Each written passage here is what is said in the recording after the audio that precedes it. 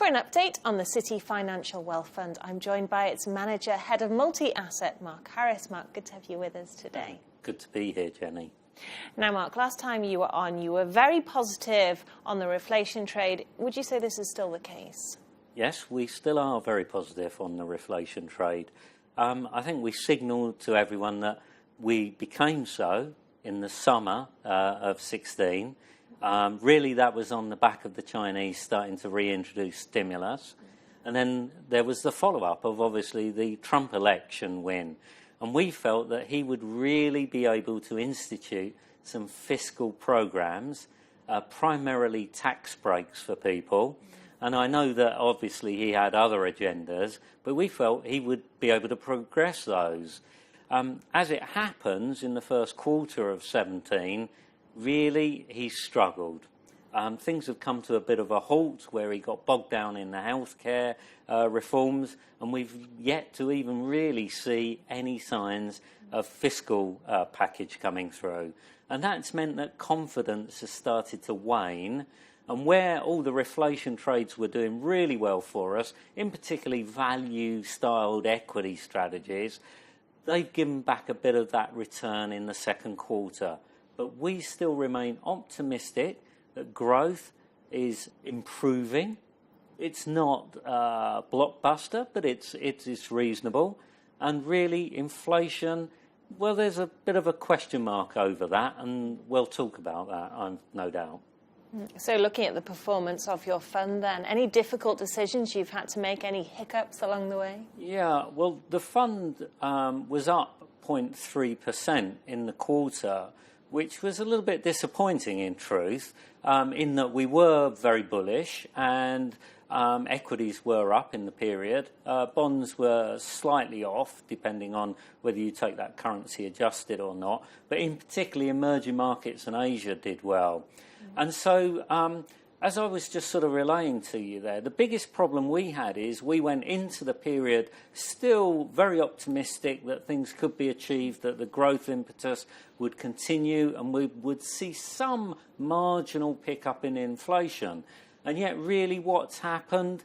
Well, in truth, Trump hasn't achieved anything. He's created a lot of furore in both domestic politics as well as a lot of upset in markets. And all that's really meant is that equities sort of very slightly ground higher, but in particularly there was an emphasis towards a weak dollar, which was very helpful for emerging markets and Asian equities. And also this sort of doubt over whether he could actually achieve anything meant that bond yields compressed, and we were a little bit light duration there. So to answer your question directly, did we do anything to counter that?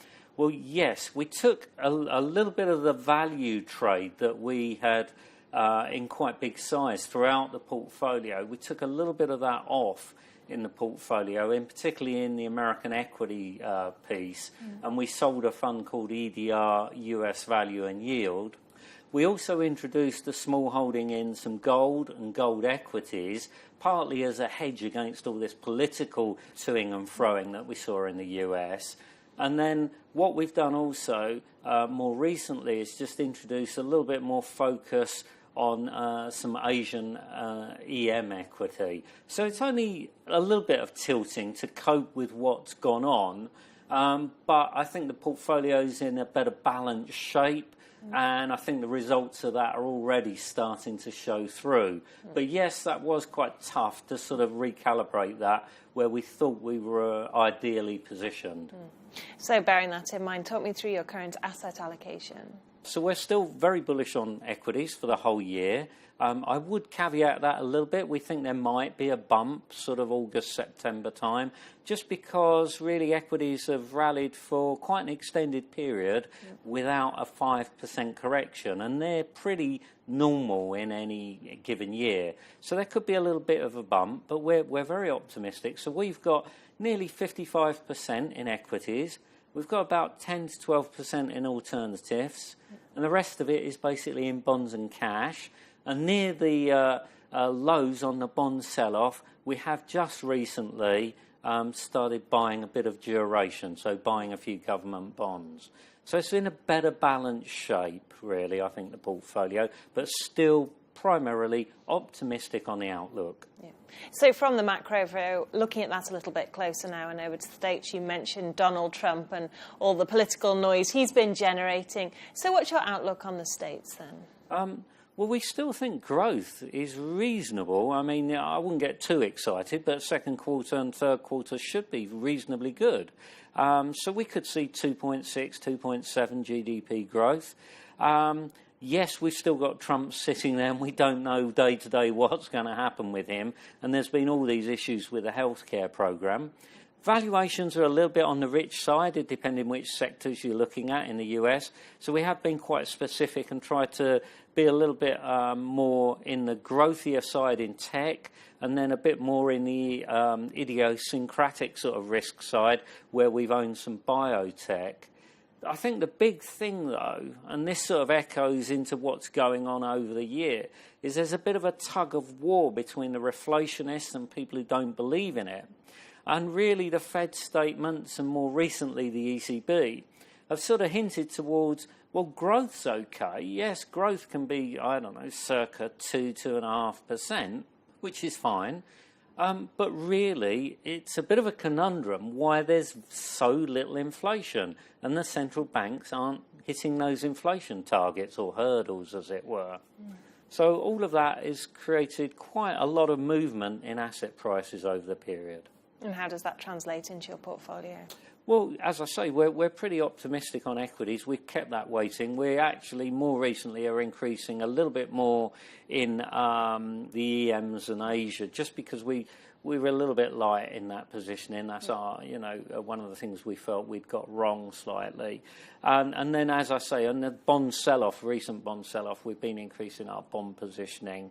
I think the other major thing that we haven't really mentioned, but obviously comes in, Brexit and everything surrounding it. Basically, we were running a fairly short position, i.e. we were underweight in sterling-type assets. And before May called the election, we went to neutral, and then directly afterwards, even with a poor election result, we felt that sterling was under-owned by the majority of real investors. Speculators were very short sterling, and that sentiment was so negative, could barely find any good news on it. So we actually increased that sterling position very strongly. And over the quarter, I think sterling against the dollar was up about 3.5% or so. So that was a very useful thing for the fund to have done. Well, let's take a closer look at Europe then. And last time you were on, it was 4 weeks before the French election where you rightly predicted that Le Pen wouldn't get in power. And a lot's happened since then. I mean, you've mentioned Brexit. We've seen the start of negotiations. We've obviously seen the elections in the UK. So what sort of sentiment is there towards Europe at the moment? It's changed quite dramatically, unsurprisingly, because everyone was worried about the risk of what was going to happen at the election. That's passed. Everyone was getting quite worked up about the five-star movement in Italy and that there might be a sort of Italian move towards an exit.